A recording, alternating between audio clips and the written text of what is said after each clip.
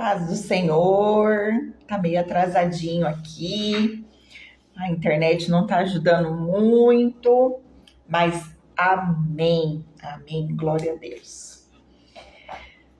Bom dia, segundou, vamos mandar esse avião para as pessoas e dizer que a gente está aqui querendo falar, né, sobre o amor de Jesus, porque importa que ele cresça e que eu desapareça. É isso que importa. Que nós sejamos vaso na mão do Senhor e que nada mais importe mesmo aqui, que a gente venha falar só sobre ele, sabe? É isso que eu necessito hoje, expressar o amor de Deus sobre a minha vida.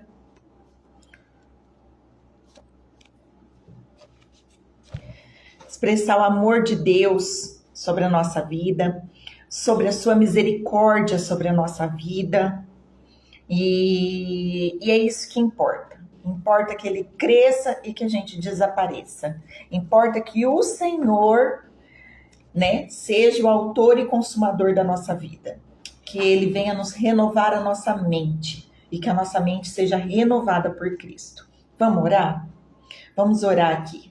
Senhor, meu Deus, meu Pai, essa live está pronta, Pai. Foi o Senhor que colocou agora no meu coração para falar do teu amor e derramá-lo assim como o Senhor derramou agora sobre mim. Vamos falar sobre a incerteza da resposta de Deus, a incerteza daquele momento de angústia, a incerteza em meio à dor, a incerteza em meio às trevas. Senhor, meu Deus, a tua palavra é linda, perfeita, mesmo que no final a gente ache que não há uma resposta. Espírito Santo de Deus, bom dia. O Senhor quer participar da live com a gente? Fala com a gente, distribui essa live aos corações que precisam ouvir da tua voz hoje, mesmo que seja na hora gravada, mas distribua, Espírito Santo. Use a minha boca, que não seja eu, e que tudo que o Senhor falou aqui foi o Senhor que falou. E que seja falado somente a tua palavra e não a minha. E nada do meu ego, nada do meu querer venha sido falado aqui. Somente a tua doce e santa palavra. Bem-vindo, Espírito Santo. Bem-vindo, Espírito Santo. E bem-vindo, Espírito Santo. Ah, como Deus é lindo. Como Deus é lindo. Como Ele faz coisas na nossa vida. Como Ele transborda em nós. Não é verdade? Vamos começar lendo aqui o Salmo 88. Amém? Senhor, esse salmo, eu vou colocar a introdução, tá? Aqui fala assim, ó. O salmista queixa-se das suas grandes desgraças e suplica a Deus que o livre. Salmo 88. Cântico e salmo para os filhos de Corá. E para o cantor-mor sobre Maalat e Leanote. Instrução de Emã, os Esraíta. Salmo 88, vamos lá? Senhor, Deus da minha salvação, diante de ti tenho clamado de dia e de noite. Chegue a minha oração perante a tua face e inclina os teus ouvidos ao meu clamor. Porque a minha alma está cheia de angústias e a minha vida se aproxima da sepultura. Já estou contando com os que descem a cova. Estou como um homem sem forças, posto entre os mortos, como os feridos de morte que já jazem na sepultura, dos quais te lembras mais. Antes, os excluí à tua mão. Puseste-me no mais profundo do abismo, em trevas e nas profundezas. Sobre mim pesa a tua cólera, tu me abateste com todas as tuas ondas. Alongaste de mim os meus conhecidos e fizeste-me em extremo abominável para eles. Estou fechado e não posso sair. A minha vista desmaia por causa da aflição. Senhor, tenho clamado a Ti todos os dias. Tenho estendido para Ti as minhas mãos. Mostrarás Tu maravilhas aos mortos? Ou os mortos se levantarão e Te louvarão? Será anunciada a Tua benignidade na sepultura? Ou a Tua fidelidade na perdição? Saber-se-ão as Tuas maravilhas nas trevas, e a Tua justiça na terra do esquecimento? Eu, porém, Senhor, clamo a Ti, e de madrugada Te envio a minha oração. Senhor, por que rejeitas a minha alma? Por que esconde de mim Tua face? Estou aflito e prestes a morrer. Desde a minha mocidade, quando sofro os Teus terrores, fico perturbado. A Tua ardente indignação sobre mim vai passando. Os Teus terrores fazem-me perecer. Como águas que me rodeiam todo dia, cercam-me todos juntos.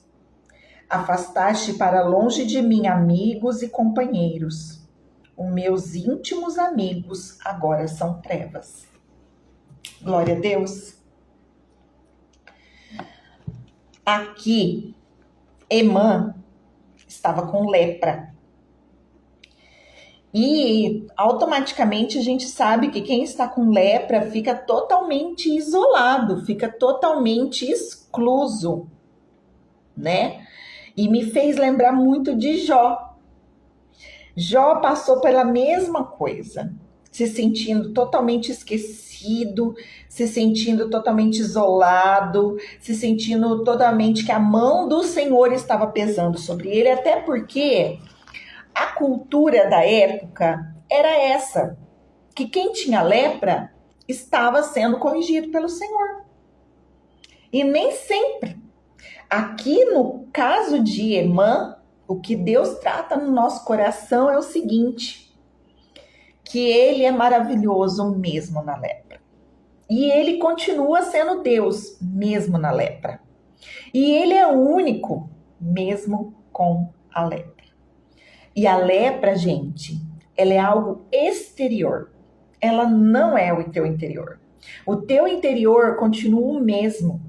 Mesmo que vejam em você algo ruim, o teu interior e o teu coração sendo sondado pelo Senhor é justificado. Que a gente tem que continuar fiel a Ele. E aqui eu vou mostrar para vocês algumas coisas. A questão de Emã, que Emã continuou fiel mesmo com todas as dificuldades que ele foi enfrentando. Emã, o Ezraíta, com lepra, ele descreve uma angústia perante o Senhor. Aqui ele vai falar só na primeira estrofe, no primeiro verso desse poema, ele fala sobre uma parte alegre. Que é aqui, Senhor Deus da minha salvação, diante de Ti tenho clamado de dia e de noite. Emã falou e deixou anotado que clamava de dia e de noite, de dia e de noite. Ele não cessou de clamar. Mesmo com tudo que ele vai descrever aqui, da situação que ele se vê, ele não deixou de clamar. E ele não deixou de acreditar. Mesmo que ele, na inocência, achasse que Deus estava o punindo por conta da lepra. Seus servos fiéis passaram por situações muito difíceis. E mesmo assim, Deus não abandonou eles. Mesmo assim, nessas densas trevas que a gente acha que a gente está passando, Ele está com a gente. Ele é com a gente. E às vezes as situações nos levam a se colocar e se sentir em densas trevas. No caso dele era algo palpável. Ele sentia na própria pele o que era sofrer. Mas às vezes na nossa vida, e muitas às vezes, na sua grande maioria, esse sofrimento é algo não visível. Esse sofrimento fala muito mais do nosso interior do que nosso exterior. Só que isso que está dentro de nós não pode nos dominar. Temos que fazer como o Emã, que na primeira estrofe, no primeiro versículo, a primeira coisa a que a gente deve fazer é louvar, agradecer e enaltecer o nome de Deus. Porque mesmo em situações difíceis, nós estaremos próximo dele e ele próximo da gente. O seu ouvido é inclinado para nos ouvir. Mesmo que a gente ache que não está ouvindo a gente. Ah, não tá. Deus não tá aqui nesse negócio. Deus não tá me vendo. Mas o Senhor, Deus não tá me vendo. Não, essa luta aqui, olha isso, olha aquilo. Deus, ele trabalha no silêncio. Porque ele não precisa gritar. Nós não podemos nem muitas vezes entender o seu trabalhar, mas ele está trabalhando. O tempo dele é diferente do nosso, e quantas vezes a gente escuta isso, que o tempo dele é diferente do nosso. E às vezes a gente fica com raiva disso, fala, eu não quero saber que o tempo dele é diferente do nosso. Jesus, socorro, né? Socorre-me, olhe por mim, faça agora. Mas aí ele, Emã, mesmo nessa dificuldade tão grande, ele tem uma paciência em meio à adversidade. Ele não ofende a Deus. Ele questiona, porque nós somos humanos. Ele questiona, tipo, mas pode isso, mas pode aquilo. Jó fez isso, né? No grupo nós estamos lendo Jó, né? Quem quiser participar do grupo da leitura bíblica, eu gravo áudio sobre passagens da Bíblia. E faço um pequeno devocional, bem, assim, uma coisa mais simples. E aí a gente vê aqui, ó, que no primeiro versículo ele descreve, né, que ele reconhece a autoridade de Deus, só que já logo no segundo versículo, ele já vem falando sobre o seu sofrimento perante o Senhor. Chegue a minha oração perante a tua face, incline teus ouvidos para o meu clamor. Então, primeira coisa que ele faz, quando a gente fala assim, mas como orar, né? Como orar para Deus? Jesus instituiu o Pai Nosso como uma regra de ordem, para dar uma noção para a gente, para nortear a gente como falar com Deus, da forma mais satisfatória ou mais clara, mais objetiva, né? E aqui a gente começa a entender que primeiro ele enaltece o Senhor. Primeira coisa que ele fala, ele põe aqui as claras que Deus é o Deus da vida dele, é o Deus da salvação dele, e que ele honra e glorifica a Deus de dia e de noite, em todo o tempo. E agora ele clama para que Deus ouça as suas orações. Ele vai pedir, ele vai falar, Senhor, eu vou orar. E aí você fala assim, nossa, então ele está orando, falando tudo isso? Porque quando nós vamos orar para Deus, é a mesma coisa de conversar com um amigo. Você chega no seu amigo e fica, olha, não, você chega assim, tá uma droga, eu não sei o que fazer, tô perdida, não aguento mais, não sei o que. A gente não fala assim com os nossos amigos? E Deus aqui deixa bem claro em toda a passagem qual a intimidade que as pessoas chegam e falam exatamente, porque se ele sonda o nosso coração, ele sabe o que está dentro da gente. Não adianta a gente querer vir aqui falar uma coisa que o coração não está falando a verdade. A gente precisa ser honesto com o Senhor, e o Senhor será honesto com a gente. É uma questão de uma troca de fidelidade. Ele é fiel a quem é fiel à palavra dele. E aí ele vai e fala assim, olha, ele está passando pelo momento de dor, angústia, clamando pelo conforto da parte de Deus. E esse momento aqui provavelmente é um momento, pelos estudos, que eles estavam preparando um culto em Jerusalém, na época final de Davi, final da vida de Davi. Que interessante ele fazer um salmo durante a preparação de um culto, que quando a gente ouve falar que o culto é para Deus, mas ele está falando dele, é isso. Prestar culto ao Senhor é nos entregar de todo o coração, reconhecendo sua autoridade como ele fez e clamando por sua presença. Ah, mas no culto o culto é para o Senhor, a gente não pode pedir nada. Tá, você vai no aniversário do seu pai. Você só vai no aniversário. Aí você não fala nada. Você não desabafa, você não pode pedir nada, você não pode comentar nada, você não pode fazer nada. Você não pode falar que você tá doente, você não pode falar nada, porque o aniversário é do seu pai. O culto é para Deus. O culto é um ato sacrificial. Só que aqui a palavra está dizendo que na preparação de um culto sacrificial, ele colocou a sua petição. Então nós podemos pedir para Deus sim, nós podemos desabafar com Deus no culto. Ele está ali, sabe? É adoração. E primeira coisa que a gente faz, se ajoelha, se entrega, fala para Deus, eis-me aqui, estou aqui para te servir, faça de mim conforme o Senhor quiser, né? Depois fala, Pai, né? A gente não ora por cura, não ora pelas ofertas, não ora pelo pregador. É isso, orar e conversar com Deus. Ali, a palavra diz, onde 2 ou mais estiverem reunidos, meu nome ali estarei. É isso daí. Não é o ambiente, é a gente dentro desse culto. E Emã foi fazendo isso. Ele foi falando com Deus e ele foi expondo as suas dores. E a Bíblia relata, os estudiosos relatam que a Bíblia faz esse Salmo de 88 aqui, e ele é um salmo em desespero. É um salmo de extrema angústia, clamando pela presença de Deus.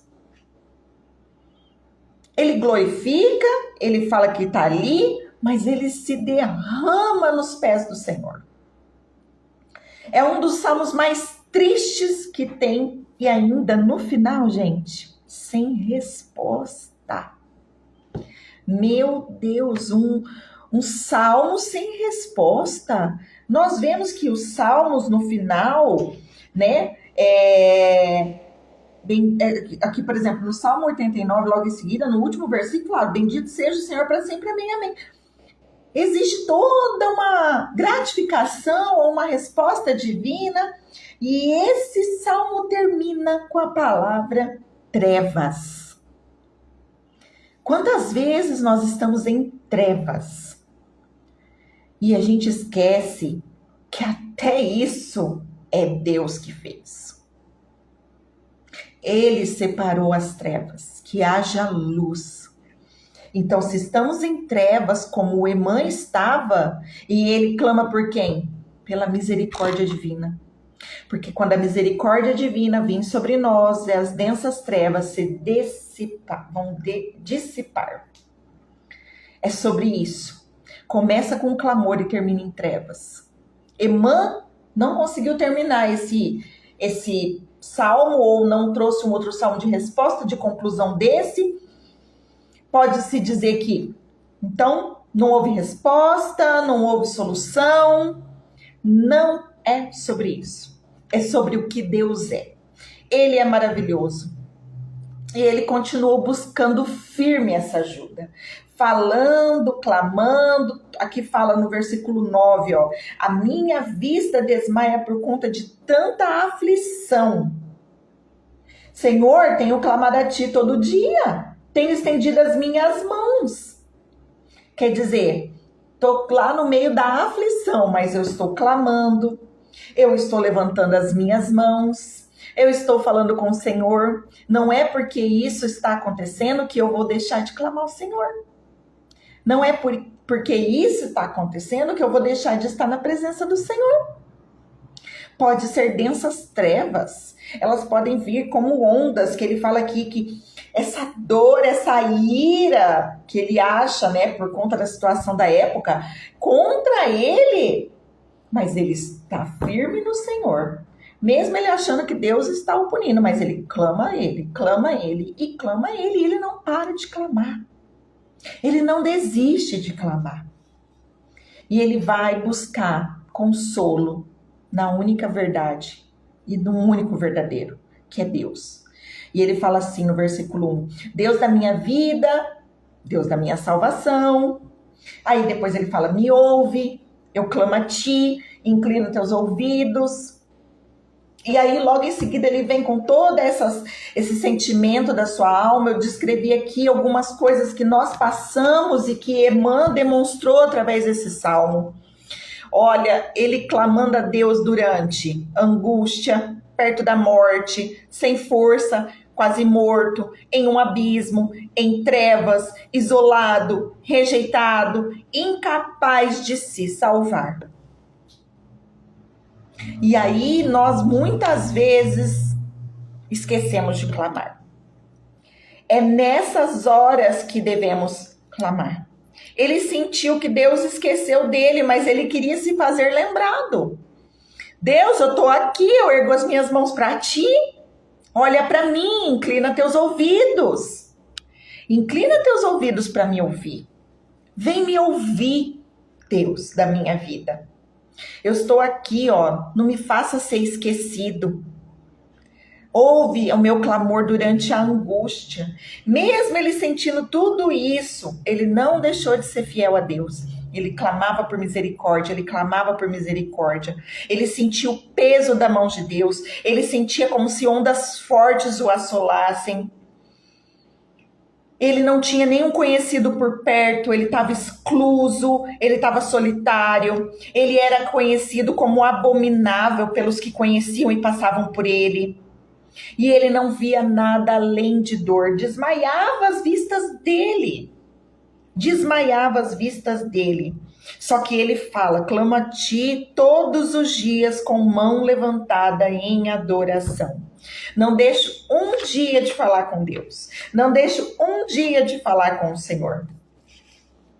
E aqui eu anotei algumas coisas para nós. Chegar ao fundo do poço, ao fundo do abismo, às vezes não é ira. Mas cuidado para trazer a gente de volta, para fazer a nossa mente reconhecer quem está em primeiro lugar. E quem está em primeiro lugar? O dono dos nossos dias, Deus. É Ele que tem que ser colocado em primeiro lugar. E muitas vezes a dor, a angústia, a situação difícil vai fazer para a gente ir lá e ajoelhar para Ele. E clamar pela misericórdia dEle. Para fazer Ele ser lembrado em nossa vida. Para que nosso íntimo não deixe as trevas dominarem a gente, mas sim trazer a luz da presença de Deus em nossa vida. Mesmo que em momentos difíceis, mesmo que na solidão, mesmo que em meio às trevas, a luz dele onde chega dissipa qualquer treva. Clame a ele com as mãos levantadas, clame a ele de dia, clame a ele de noite, e ele ainda diz que nas madrugadas ele também clamava. E aqui, uma coisa interessante de um estudo que eu li sobre essa situação de Emã, que tem uma hora que ele fala assim, mostrará tu maravilhas aos mortos, ou os mortos se levantarão e te louvarão? Como quem diz assim, Senhor vai me deixar morrer, mas como vou pregar aos outros sobre o que o Senhor faz, sobre o que o Senhor é, que o Senhor é real? Eu preciso ser curado para falar e servir a Ti com excelência.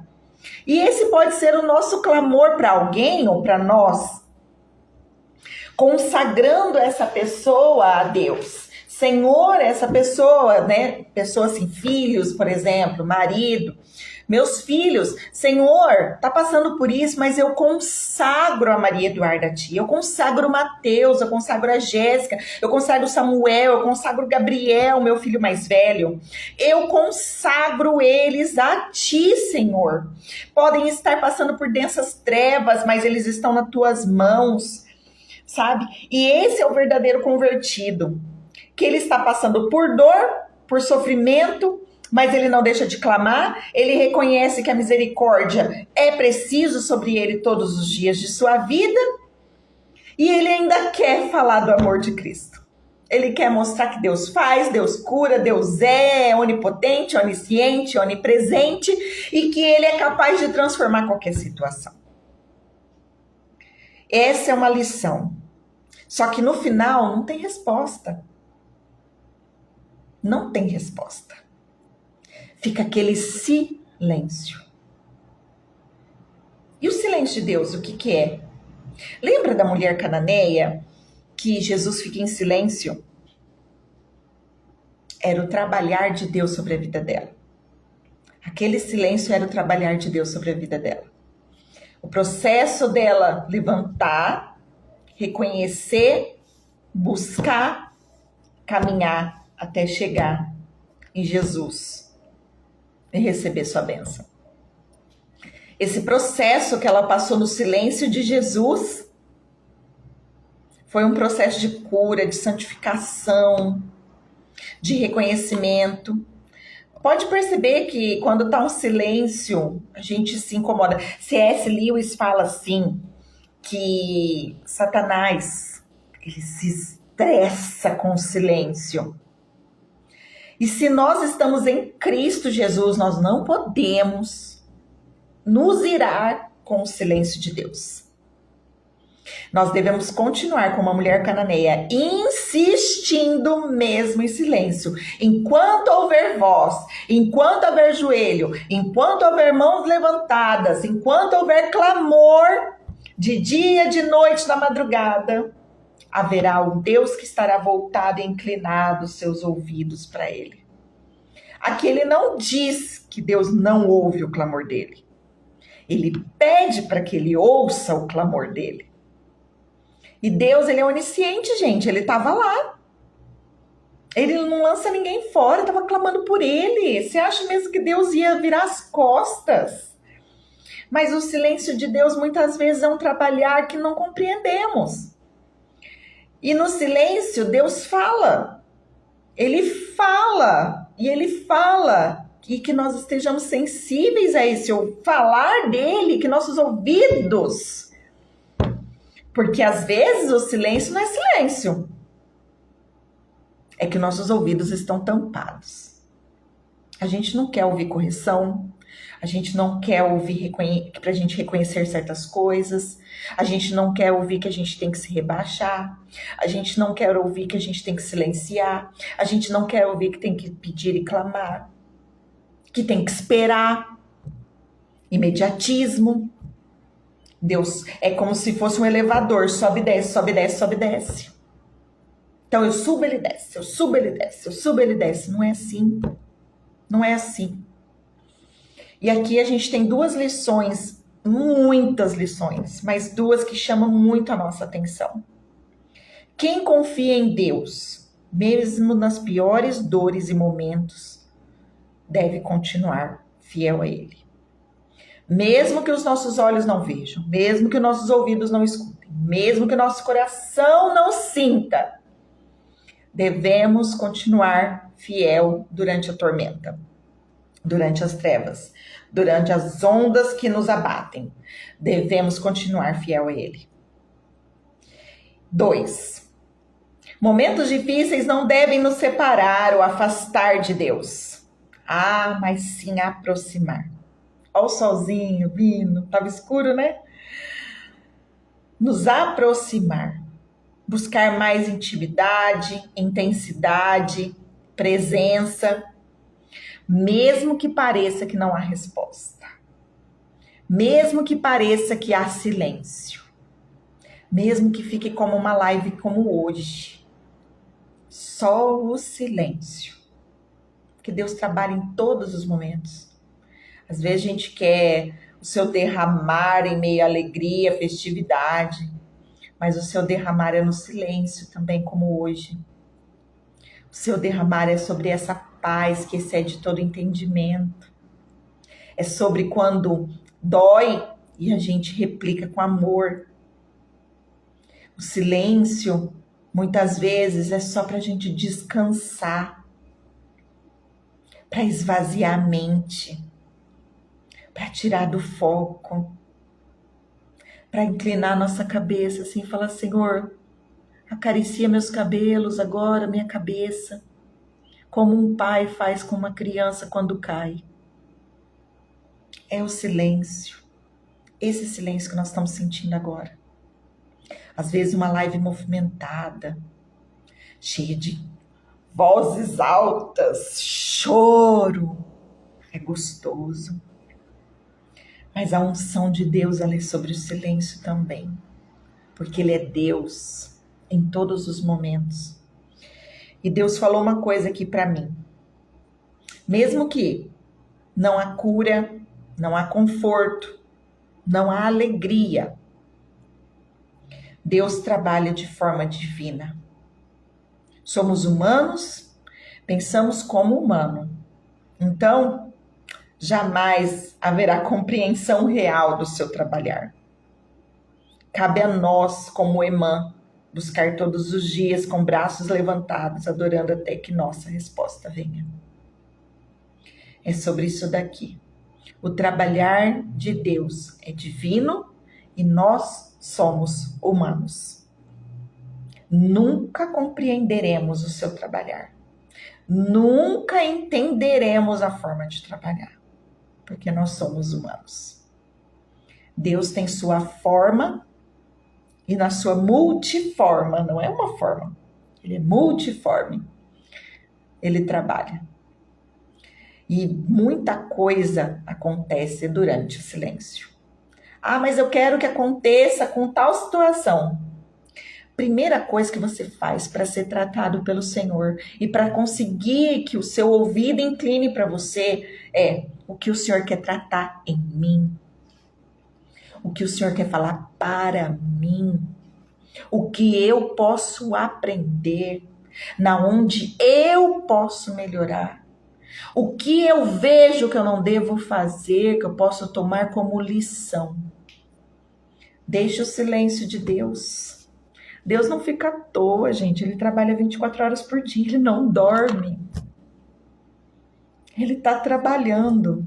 Ah, mas como eu falava antes da conversão, Deus tem muita coisa importante para eu ir pedir isso. Tem fome na África, tem guerras, tem tremores de terra, tem tsunamis. E eu vou pedir alguma coisa, gente. Deus é poderoso. Você acha mesmo? Então, por mais pequeno que isso pareça para você, se é tão pequeno assim, Ele pode fazer assim. Não é verdade? Então, não há pedido pequeno, não há pedido grande. Para Ele é tudo possível. No seu tempo, na sua hora, na sua maneira e no seu jeito de trabalhar. Cabe a nós ficarmos como Emã, mãos levantadas e adorando de dia e de noite, até que a resposta venha. Amém? É isso que Deus quer dizer para nós. Aceite o seu silêncio. Deixa Ele trabalhar. Entrega. Até eu estava falando assim, Senhor, eu fui abrir a Bíblia no Salmo 91 e daí depois veio o 88 para falar com vocês e comigo, falou primeiro, né? Que é assim, Salmo 91, aquele que habita no esconderijo do Altíssimo, à sombra do Onipotente descansará. E eu anotei aqui, Jesus, eu preciso aprender a descansar no Senhor. Descansa. Tem um louvor que fala assim, descansa, quem te conheceu garante. Eu não sei a letra, tá? Descansa, esse mal não é pra morte. Não tem? Descansa. Não tem filho preferido, tá? Somos todos filhos do Senhor. A partir do momento que nós cremos nele como seu único e suficiente Salvador, não tem filho preferido. Amém? Glória a Deus! Uma ótima segunda e deixa Deus trabalhar no silêncio dele. Vai atrapalhar Deus não, hein? Deixa ele trabalhar. Deixa ele fazer. Aceita o silêncio dele, aceita como ele quer fazer e amém, Senhor. Porque o dele é bom, perfeito e agradável. Glória a Deus. Fiquem com Deus. Deus abençoe, que seja uma ótima semana para todos e que se as densas trevas nos tomarem, a gente sabe quem está lá dentro trabalhando por nós. Amém? Glória a Deus.